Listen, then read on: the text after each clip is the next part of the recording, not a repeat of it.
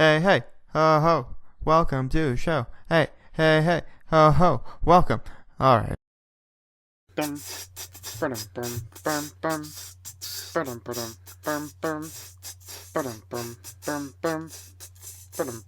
Now this is a story all about how a cartoon reviewer put on a frown and got a bunch of sympathy, but nobody cared because everybody hates this guy John and Tear.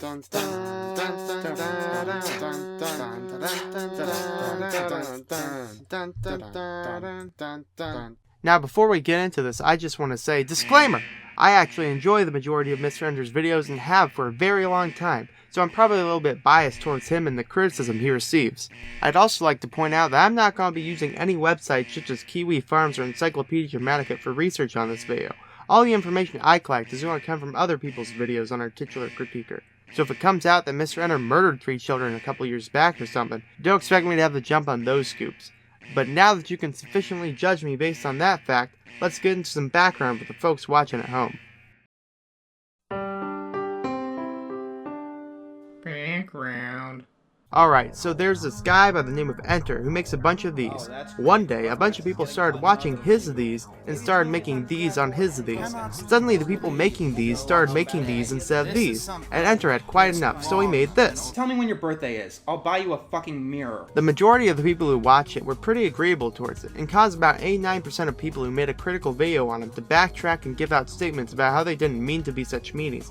Understandable, we all do things we're not proud of. However, I'd like to highlight one part of Mr. Enter's video. It makes it harder and harder to find legitimate criticism. Well, Mr. Critic. What good is a critic if they don't know what criticisms are legit? Now, I know you're all clawing at your screens asking me to decipher those enunciating diatribes for a conversant commentator, but we have a process for these things. You know, I'd have to put like a statement at the beginning of the video saying like, oh no, don't yell at the person whose video I'm talking about. I don't know, it'd just be some big ordeal. So instead, I'm going to compile what the majority of Mr. Enter rants say and see if we can't get some decent critiques out of it. That way, we can give him some tips on how to improve his content, and this time we don't even have to call him a child molester.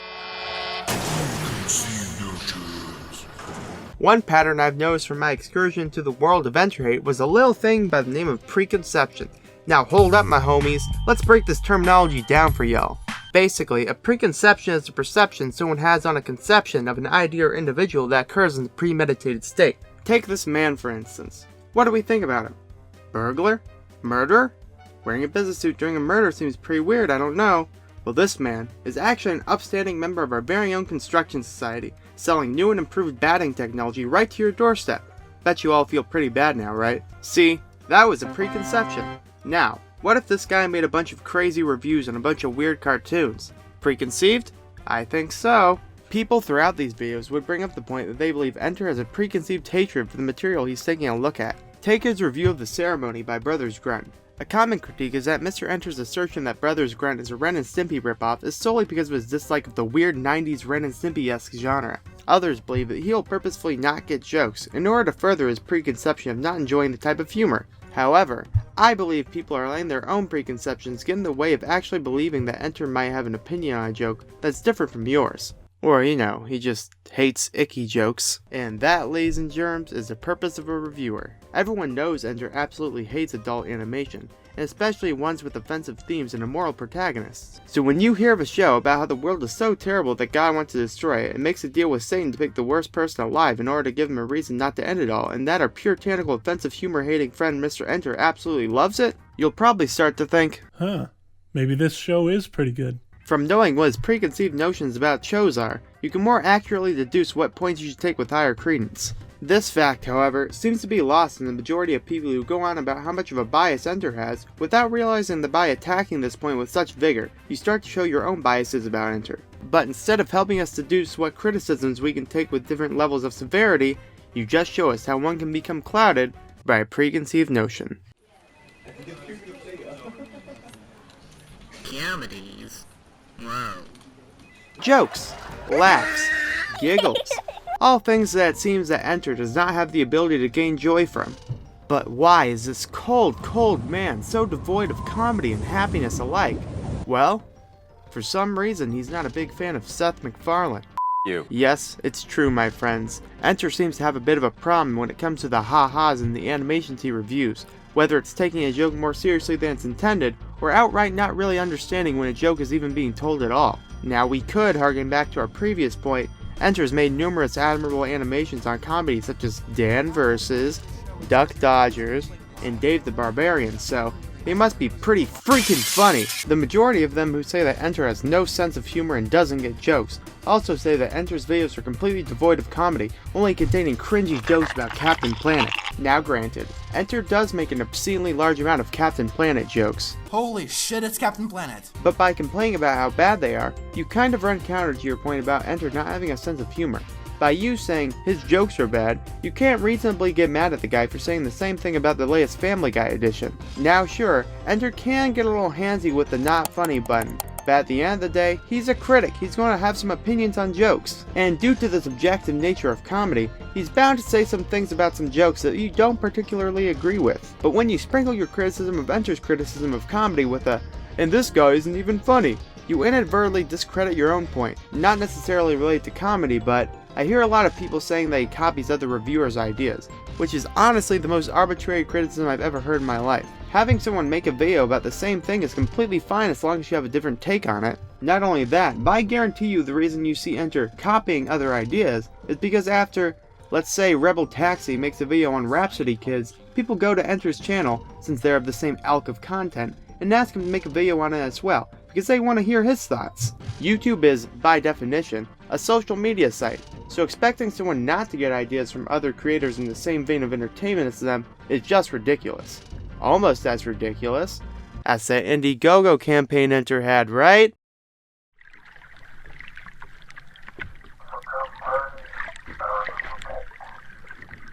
Not right.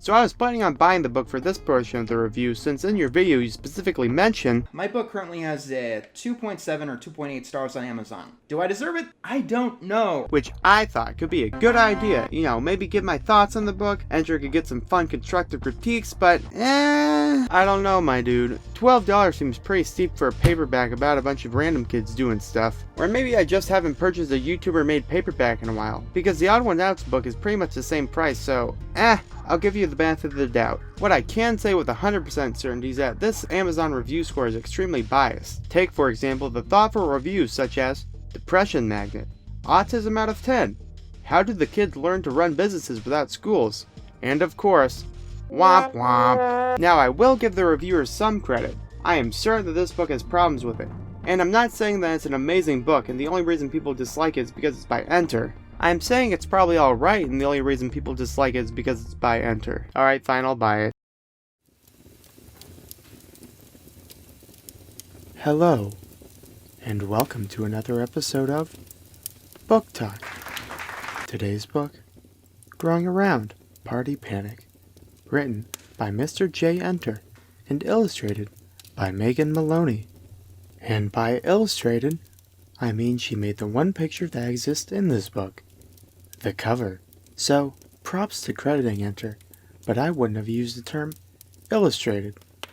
Probably the term cover made by, or title picture made by, or even, this is the only goddamn picture in the book, so don't buy it if you like colorful visual! This is definitely a disappointment, needless to say. Longtime watchers of Book Talk would know that we have a very discernible taste here, most of which hinge on how pretty the pictures are. Moving on to the characters, the main ones to discuss are our titular protagonist Sally, our favorite deuteragonist Linda, the grandest confidant Timmy, and finally, the duty agoraphoric foil we all know and love, Robert. There are obviously a few other ones, but as longtime listeners of the show know, we use the four-character triad to discuss the main points of how characters coincide. Starting with Sally, a bland character to start, whose blandness only is retroactively sweetened by her ability to rationally disagree with everyone she conflicts with.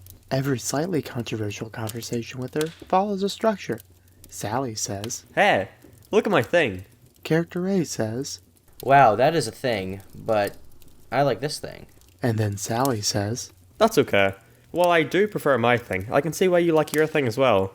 Now this personality could work on a supporting character who maybe at one time has their lackluster acceptance of everyone's disagreement come into conflict with someone at some point, but for a main character, it makes her seem like she lacks depth. Throughout the time reading this book, I had an aching feeling that maybe she was supposed to be bland, so that when something really big happens that changes Sally's character, we'd be able to notice it better.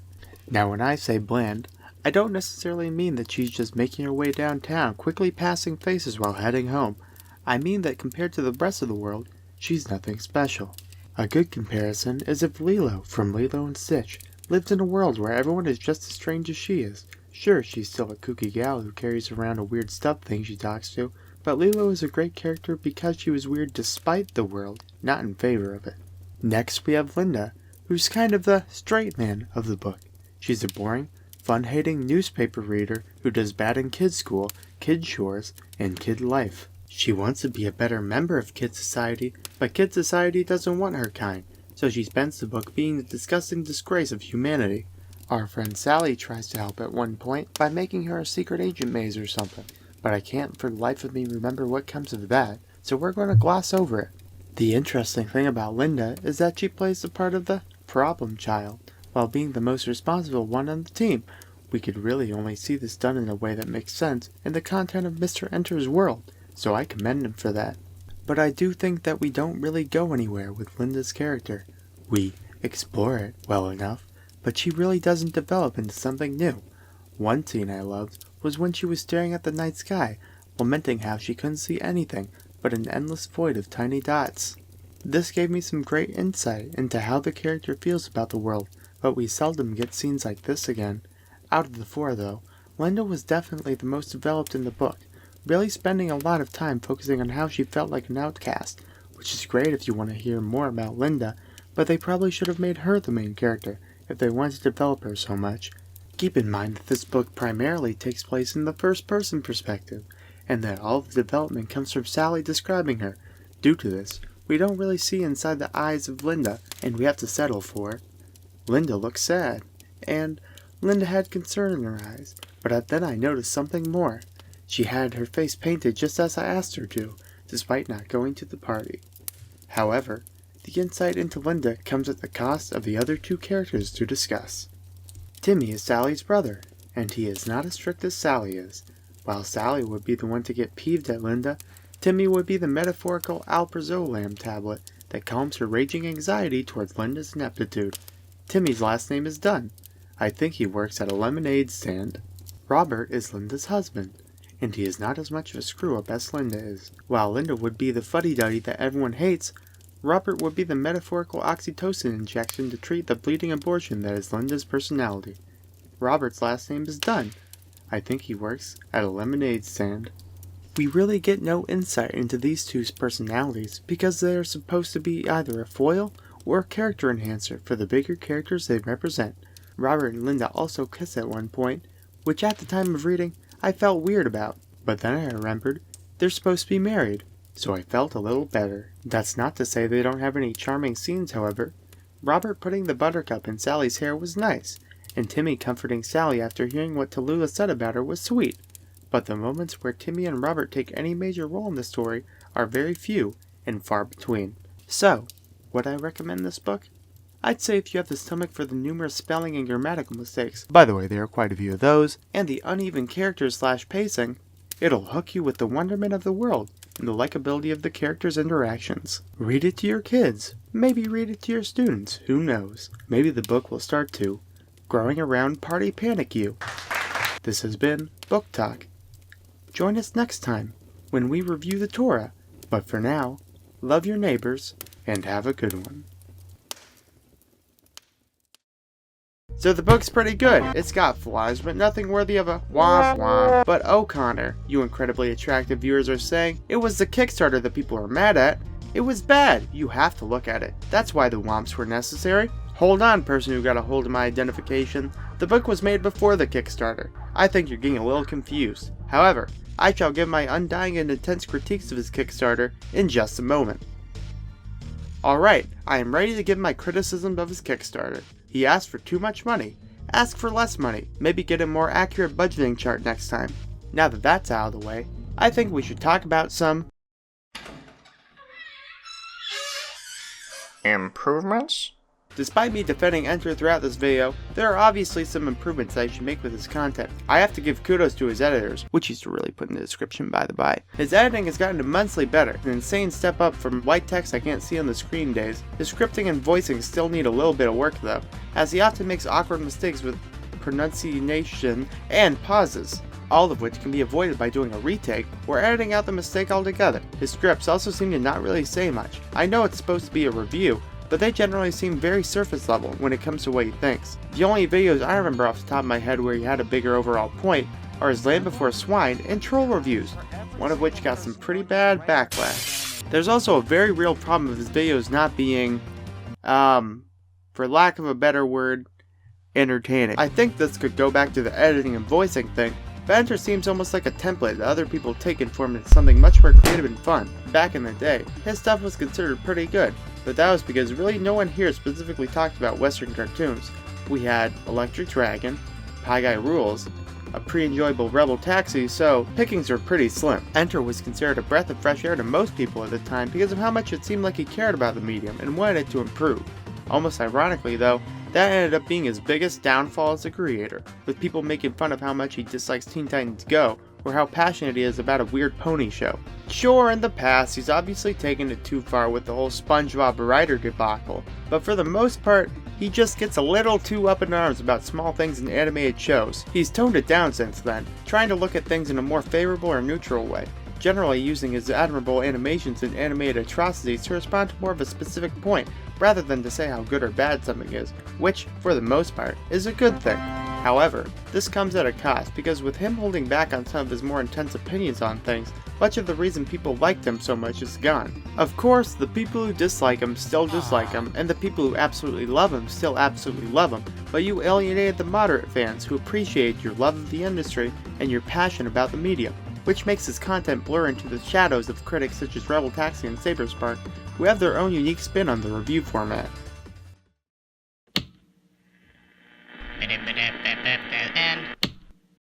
The animation YouTube community has changed drastically since Mr. Enter came into fame, and Enter changed with it. Don't get me wrong, the majority of it has been for the better, but what was once a passionate guy with a YouTube channel about animation is now just a guy with a YouTube channel about animation. There has been an upswing though if his Ink Lemonade review is anything to go by, with him saying that Ink Lemonade isn't a big deal, and that it isn't a regression to 4 more years of bad SpongeBob's, it's just the worst one of the season. This really shows you how much Enter has changed. Before, I'd bet you 1,000 Reddit upvotes that he would go on a tangent about how this could be the end of all the good SpongeBob's, and that it's a tragedy the episode was made, but now, he plays the role of the mediator to calm everyone down about the episode. This is one of the things I like that he's done. He seems like a lot more of a level-headed and reasonable guy. This comes at a cost, though, of having the same spark when talking about the things that he loves, like in his admirable animations. He said in his Web Animations Part 3 video that One point about Admirable Animations is that the series is more than just finding something great and saying that it's great. I don't like to be redundant. But that's kind of what he did in this video. He plays some of the animation, says this is good because, and then moves on. Take this in contrast with older Admirable Animations, and you can see that he just doesn't seem to have that wonderment of how great the show is anymore. Of course, much like the people who still think I make videos on DeviantArt, the critics still think of him as the Teen Titans Go ranting SpongeBob writer harassing reviewer that the people thought he once was. Back in the day, some of the criticism was warranted, and he has made good on what most people hated about him, but still, people are making videos about how much of a crybaby reviewer Enter is, without having watched a single video of his he's made in the past 3 years. This goes a little bit with what I said in my Spetchy video, but with kind of a darker turn to it, because I really don't think it's going to get much better for Enter. Sure, his online harassment videos staved off some of the worst offenders, but people are always going to have the same view on Enter, which I really don't think is right. While when Spetchy got better, everyone said, Ha, yeah, it was my video that got her to improve. Lol, got him. After Mr. Enter improved, people just acted like he didn't, and went on throwing the same criticisms against him. I'm not saying that they constantly make videos on Enter, because they really don't. I'm saying that the videos that are made on Enter say things about Enter that only applied to him years ago, and that's because Enter has to be bad, because Enter has always been bad, and if Enter isn't bad anymore, then that means the stuff I say might be about real people, who change their behaviors, maybe who aren't even as bad as everyone thinks they are. Alright, I know I was completely strawmanning there, but when you see the people who talk about Enter, they just take him being bad as a given. Why else would people be so obsessed with his Kickstarter when it came out? Like seriously, why would anybody make a video on that? There's literally nothing there besides, oh wow, that seems like a lot of money. Oh, you're apparently spending half of it on increasing the influx of Captain Planet jokes per minute? That seems like a pretty large percentage, I don't know about that. There wasn't a scandal like there was with Butch Hartman's. It was just a normal Kickstarter campaign that had a high goal. Well, I'm sure it must have had something wrong with it if Enter made it. He is an Incompetent fool. after all. Everyone always talks about Enter critique shows without having any experience, but it seems that the first chance the same people get, they strike down any chance Enter actually has of making something. Remember that episode of BoJack Horseman where Todd makes the rock opera and BoJack sabotages his attempt to be a success even though he says how much he wants him out of the house? I'm starting to think that the people who make videos ranting on Enter really don't want to see him succeed.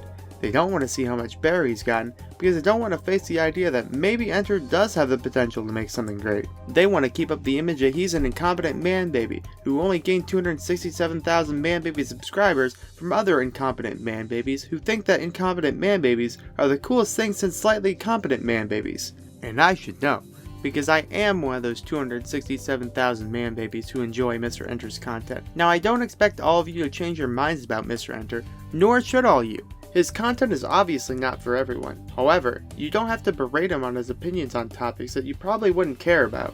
I mean, who's really complaining about his opinion on the 2009 smash hit Opposite Day?